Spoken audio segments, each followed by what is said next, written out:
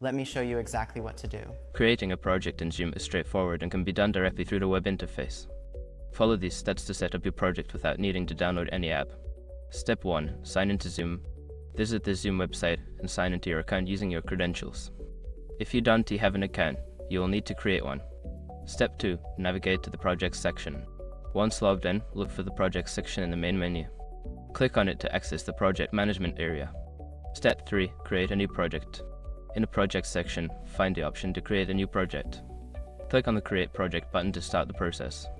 Step 4. Enter project details. Fill in the required fields such as the project name, description, and any other relevant information. Make sure to provide clear and concise details to help others understand the project. Step 5. Save and share your project. After entering all necessary information, save your project. You can then share it with team members or collaborators by sending them the project link or inviting them directly through Zoom.